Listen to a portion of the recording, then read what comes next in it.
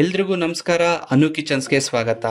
ಸ್ನೇಹಿತರೆ, ಇವತ್ತು ಹಸಿ ಬಟಾಣಿ ಹಾಗೆ ಕೆಲವು ಮಸಾಲೆಗಳನ್ನ ಬಳಸಿ ಒಂದು ಡಿಫ್ರೆಂಟ್ ಸ್ಟೈಲ್ ಆದ ಪುರಿ ಮಾಡೋದು ಹೇಗೆ ಅಂತ ನಿಮಗೆ ತೋರಿಸ್ಕೊಡ್ತೀವಿ. ತಿನ್ನೋದಕ್ಕೆ ತುಂಬಾ ಟೇಸ್ಟಿ ಆಗಿರುತ್ತೆ, ಜೊತೆಗೆ ಮಾಡ್ಕೊಳ್ಳೋದಕ್ಕೂ ಕೂಡ ತುಂಬಾ ಸಿಂಪಲ್ ಆಗಿರುತ್ತೆ. ಹಾಗಾದ್ರೆ ಬನ್ನಿ, ತಡ ಮಾಡದೆ ಈ ಪುರಿ ಮಾಡೋದು ಹೇಗೆ ಅಂತ ನೋಡ್ಕೊಳ್ಳೋಣ. ಸ್ನೇಹಿತರೆ, ಮೊದಲು ಒಂದು ಜಾರಿಗೆ ಒಂದು 50 ಗ್ರಾಂ ಬಟಾಣಿನ ಬೇಯಿಸ್ಕೊಂಡು ಜಾರ್ ಒಳಗಡೆ ಹಾಕೋತಾ ಇದೀವಿ. ಬಟಾಣಿ ಜೊತೆಗೆ 1 ಇಂಚು ಶುಂಠಿನ ಹಾಕೋತಾ ಇದೀವಿ. ಅದ್ರ ಜೊತೆಗೆ ಹಸಿಮೆಣಸಿನ್ಕಾಯಿ, ಅದ್ರ ಜೊತೆಗೆ ಸ್ವಲ್ಪ ಕೊತ್ತಂಬರಿ ಸೊಪ್ಪು, ಇದಕ್ಕಿವಾಗ 1/4 ಚಮಚ ಸೋಂಪು, ಅದ್ರ ಜೊತೆಗೆ 1/4 ಚಮಚ ಓಂಕಾಳು, ಇಷ್ಟನ್ನು ಹಾಕೊಂಡು ಸ್ವಲ್ಪ ನೀರು ಹಾಕೊಂಡು ಇದನ್ನ ರುಬ್ಕೋಬೇಕಾಗುತ್ತೆ. ಸ್ನೇಹಿತರೆ ನೋಡಿ, ನಾವು ಬಟಾಣಿನ ಯಾವ ತರ ಪೇಸ್ಟ್ ಮಾಡ್ಕೊಂಡಿದೀವಿ ಅಂತ ಇದೇ ತರ ನುಣ್ಣಗೆ ನೀವು ಕೂಡ ಪೇಸ್ಟ್ ಮಾಡ್ಕೋಬೇಕಾಗುತ್ತೆ. ಈ ತರ ನುಣ್ಣಗಿದ್ರೇನೆ ತಿನ್ನೋದಕ್ಕೆ ಒಳ್ಳೆ ಫ್ಲೇವರ್ ಬರುತ್ತೆ ಪುರಿ ಒಳಗಡೆ. ಇದನ್ನ ಇವಾಗ ನಾವು ಒಂದು ಬೌಲ್ಗೆ ಹಾಕೋತಾ ಇದೀವಿ. ಇವಾಗ ಈ ಬಟಾಣಿ ಪೇಸ್ಟ್ ಜೊತೆಗೆ 2 ಸ್ಪೂನ್ ಚಿರೋಟಿ ರವೆನ ಸೇರಿಸ್ಕೊತಾ ಇದೀವಿ. ಇಲ್ಲಿ ಪುರಿ ಸಾಫ್ಟ್ ಆಗಿ ಬರೋದಕ್ಕೋಸ್ಕರ ನಾವು ಚಿರೋಟಿ ರವೆನ ಯೂಸ್ ಮಾಡ್ಕೋತಾ ಇದೀವಿ. ಇವಾಗ ಇದಕ್ಕೆ 1/4 ಚಮಚ ಜೀರಿಗೆ ಪುಡಿ, 1/4 ಚಮಚ ಖಾರದ ಪುಡಿ, ಸ್ವಲ್ಪ ಚಾಟ್ ಮಸಾಲ, ಅದ್ರ ಜೊತೆಗೆ 1/4 ಚಮಚ ಧನಿಯಾ ಪುಡಿ, ಕೊನೆಗೆ ರುಚಿಗೆ ತಕ್ಕಷ್ಟು ಉಪ್ಪು. ಸ್ನೇಹಿತರೆ, ಇವಾಗ ಈ ಪೇಸ್ಟ್ ನ ನಾವು ಚೆನ್ನಾಗಿ ಮಿಕ್ಸ್ ಮಾಡ್ಕೋಬೇಕಾಗುತ್ತೆ. ಚೆನ್ನಾಗಿ ಮಿಕ್ಸ್ ಮಾಡ್ಕೊಂಡು ಈ ಬೌಲ್ ಮೇಲೆ ಒಂದು ಪ್ಲೇಟ್ ಮುಚ್ಚಿ 10 ನಿಮಿಷ ಈ ಪೇಸ್ಟ್ ನ ನೆನೆಯೋದಕ್ಕೆ ಅಂತ ಬಿಟ್ಕೋಬೇಕಾಗುತ್ತೆ. ಸ್ನೇಹಿತರೆ, 10 ನಿಮಿಷ ನಾವು ಪೇಸ್ಟ್ ನ ಚೆನ್ನಾಗಿ ಹಾರ್ಕೊಳ್ಳೋದಕ್ಕೆ ಅಂತ ಬಿಟ್ಟಿದ್ವಿ. ಇವಾಗ ನೋಡ್ತಾ ಇದ್ದೀರಾ ಎಷ್ಟು ಚೆನ್ನಾಗಿ ಮಿಕ್ಸ್ ಆಗಿದೆ ಅಂತ ಹೇಳ್ಬಿಟ್ಟು. ಇದಕ್ಕೆ ಇವಾಗ 1 ಸ್ಪೂನ್ ಕಡ್ಲೆ ಹಿಟ್ಟನ್ನ ಸೇರಿಸ್ಕೊತಾ ಇದೀವಿ. ಅದ್ರ ಜೊತೆಗೆ 1 ಬೌಲ್ ಗೋಧಿ ಹಿಟ್ಟನ್ನ ಈ ಮಿಶ್ರಣದೊಳಗಡೆಗೆ ಹಾಕೋತಾ ಇದೀವಿ.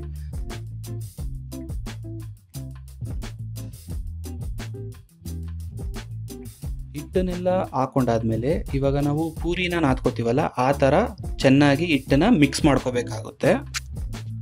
ಸ್ನೇಹಿತರೆ, ನಾವಿಲ್ಲಿ ಅಡಿಷನಲ್ ಆಗಿ ಎಕ್ಸ್ಟ್ರಾ ನೀರೇನೋ ಹಾಕೊಂಡಿಲ್ಲ. ಬಟಾಣಿ ರುಬ್ಕೋಬೇಕಾದ್ರೆ ಏನ್ ನೀರು ಹಾಕೊಂಡಿದ್ವಲ್ಲ ಅದೇ ನೀರಲ್ಲೇ ನಾದ್ಕೊಂತಾ ಇದೀವಿ. ನಿಮ್ಗೆ ಏನಾದ್ರೂ ನಾದ್ಕೋಬೇಕಾದ್ರೆ ಸ್ವಲ್ಪ ನೀರ್ ಬೇಕು ಅನ್ಸಿದ್ರೆ ಮಾತ್ರ ನೀರ್ನ ಹಾಕೊಳ್ಳಿ.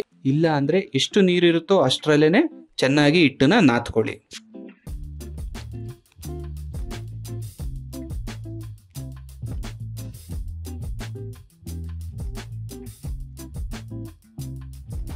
ಸ್ನೇಹಿತರೆ, ಇವಾಗ ನೋಡ್ತಾ ಇದ್ದೀರಾ ನಾವು ಹಿಟ್ಟನ್ನ ಎಷ್ಟು ಕ್ಲೀನ್ ಆಗಿ ನಾದ್ಕೊಂಡು ರೆಡಿ ಮಾಡಿ ಇಟ್ಕೊಂಡಿದೀವಿ ಅಂತ. ಇವಾಗ ನಾವು ಇದನ್ನ ನಿಮ್ಮ ಇಷ್ಟವಾದಂತ ಸೈಜ್ಗೆ, ಇಲ್ಲಾಂದ್ರೆ ನೀವು ಪುರಿ ಮಾಡೋ ಸೈಜ್ಗೆ ಎಷ್ಟಕ್ಕೆ ಬೇಕೋ ಅಷ್ಟಕ್ಕೆ ಹಿಟ್ಟನ್ನ ತಗೊಂಡು ಅದನ್ನ ಉಂಡೆಗಟ್ಕೊಂಡು ಇಟ್ಕೊಳ್ಳೋಣ. ಸದ್ಯಕ್ಕೆ ಇವಾಗ ಎಲ್ಲಾನು ಫಸ್ಟ್ ಉಂಡೆಗಟ್ಕೊಬಿಡೋಣ. ಆರಾಮಾಗಿರುತ್ತೆ, ಒಳ್ಳೆ ಕ್ಲೀನ್ ಆಗಿ ನಾದ್ಕೊಂಡಿರೋದ್ರಿಂದ ಎಷ್ಟು ಸಾಫ್ಟ್ ಆಗಿರುತ್ತೆ ಅಂತ ನೀವೇ ನೋಡ್ತಾ ಇದ್ದೀರಾ. ತುಂಬಾ ಟೇಸ್ಟಿಯಾಗಿ ಕೂಡ ಬರುತ್ತೆ ಒಂದ್ಸತಿ ಮಾಡಾದ್ಮೇಲೆ. ಇವಾಗ ನಾವು ಎಲ್ಲ ಕ್ಲೀನ್ ಆಗಿ ಉಂಡೆ ಮಾಡ್ಕೊಂಡು ರೆಡಿ ಮಾಡ್ಕೊಂಡು ಇಟ್ಕೊಂಡಿದೀವಿ. ಇವಾಗ ನಾವ್ ಇದನ್ನ ಒಂದೊಂದಾಗೆ ಹರ್ಕೋತಾ ಇದೀವಿ. ಸ್ನೇಹಿತರೆ, ಇನ್ನೊಂದು ಹೇಳ್ಬೇಕು ಅಂದ್ರೆ, ನೀವು ಒಂದೇ ಸತಿ ಎಲ್ಲ ಹಿಟ್ಟನ್ನು ಹರ್ಕೊಂಡ್ರೆ ಸರಿ ಹೋಗಲ್ಲ. ಯಾಕಂದ್ರೆ ಅದು ತುಂಬಾ ಗಟ್ಟಿ ಆಗ್ಬಿಡುತ್ತೆ. ನೀವು ಎಣ್ಣೆಲಿ ಬಿಟ್ಟರು ಅದು ಚೆನ್ನಾಗಿ ಬರಲ್ಲ. ಅದಕ್ಕೋಸ್ಕರ ಫಸ್ಟ್ ಒಂದು 5 ಹರ್ಕೊಳ್ಳಿ, ಎಣ್ಣೆಲಿ ಬಿಡಿ. ಇಲ್ಲಾಂದ್ರೆ ಹರ್ಕೊಂತಾ ಎಣ್ಣೆಲಿ ಬಿಟ್ಕೊಂಡು ಮಾಡ್ಕೊಬಿಡ್ತಿದ್ರು ಕೂಡ ತುಂಬಾ ಚೆನ್ನಾಗಿ ಬರುತ್ತೆ. ಹಾಗಾಗಿ ಒಂದೊಂದೇ ನೋಡ್ಕೊಂಡು ಹರ್ಕೊಳ್ಳಿ.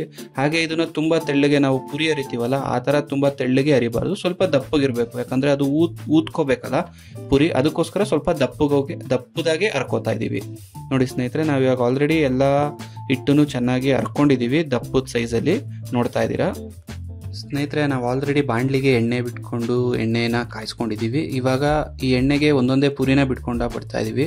ಚೆನ್ನಾಗಿ ಬೇಯಿಸ್ಕೋಬೇಕಾಗುತ್ತೆ ಸ್ನೇಹಿತರೆ. ಪುರಿನ ಜಾಸ್ತಿ ಲೋ ಫ್ಲೇಮಲ್ಲಿ ಅಂದ್ರೆ ಹೈ ಫ್ಲೇಮಲ್ಲಿ ಇಟ್ಕೊಂಡು ಪುರಿನ ರೋಸ್ಟ್ ಮಾಡ್ಕೊಳ್ಳೋದಕ್ಕೆ ಹೋಗ್ಬೇಡಿ.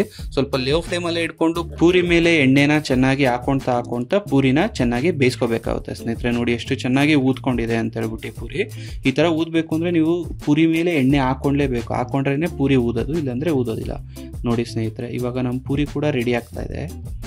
ಎಷ್ಟು ಕ್ಲೀನಾಗಿ ಎಷ್ಟು ಚೆನ್ನಾಗಿ ಊದ್ಕೊಂಡು ಚೆನ್ನಾಗಿ ಬಂದಿದೆ ಅಂತ ನೋಡ್ತಾ ಇದ್ದೀರಾ. ಇಷ್ಟೇ ಸ್ನೇಹಿತರೆ, ಇಷ್ಟು ಸಿಂಪಲ್ ಆಗಿ ಒಂದು 5 ನಿಮಿಷದಲ್ಲಿ ನಾವು ಪುರಿ ಮಾಡೋದನ್ನ ತೋರಿಸಿದ್ವಲ್ಲ. ಇದು ಮಾಡ್ಕೊಳ್ಳೋದಕ್ಕೆ ತುಂಬಾ ಸುಲಭ, ಮಕ್ಳಿಗೆ ತುಂಬಾ ಇಷ್ಟ ಆಗುತ್ತೆ. ಈ ತರ ಊದಿರೋದು ಕೊಟ್ರೆ ಇನ್ನೂ ತುಂಬಾ ಇಷ್ಟಪಟ್ಟು ತಿಂತಾರೆ. ಇಲ್ಲ ಅಂದ್ರೆ ನೀವು ಇದನ್ನ ರೋಲ್ ಮಾಡಿ ರೋಲ್ಸ್ ಅಂತ ಜಾಮ್ ಹಾಕ್ಬಿಟ್ಟು ಕೊಟ್ಟರು ಸಾಕು, ಮಕ್ಕಳು ತುಂಬಾ ಇಷ್ಟಪಟ್ಟು ತಿಂತಾರೆ. ಸ್ನೇಹಿತರೆ, ಈ ಪೂರಿದ ಅಡ್ವಾಂಟೇಜಸ್ ಏನು ಅಂದರೆ ಇದಕ್ಕೆ ಯಾವುದೇ ಸೈಡ್ ಡಿಶ್ ಕೂಡ ಬೇಕಾಗಿಲ್ಲ. ಯಾಕಂದರೆ ಆಲ್ರೆಡಿ ಪೂರಿಲೇ ಮಸಾಲೆ ಇರೋದ್ರಿಂದ ನಿಮಗೆ ಸೈಡ್ ಡಿಶ್ ಇಲ್ಲ ಅಂದ್ರೂ ಆರಾಮಾಗಿ ಮಕ್ಕಳು ಆಟ ಆಡ್ತಾ ನೀವು ಸುಮ್ಮನೆ ಬಾಯಿಗಿಟ್ರೆ ಬಿಸ್ಕೆಟ್ ಅನ್ನೋ ಥರ ತಿನ್ಕೋತಾರೆ. ಸ್ನೇಹಿತರೆ, ನೋಡೋದ್ರಲ್ಲ ಎಷ್ಟು ಸಿಂಪಲ್ ಆಗಿ ಎಷ್ಟು ಈಸಿಯಾಗಿ ಒಂದು ಪೂರಿ ಮಾಡೋದನ್ನ ನಿಮಗೆ ತೋರಿಸಿದ್ವಿ ಅಂತ. ಇದೇ ಥರ ಹೊಸ ಹೊಸ ಅಡುಗೆಗಾಗಿ ಅನು ಕಿಚನ್ಸ್ನ ಸಬ್ಸ್ಕ್ರೈಬ್ ಮಾಡ್ಕೊಳ್ಳಿ.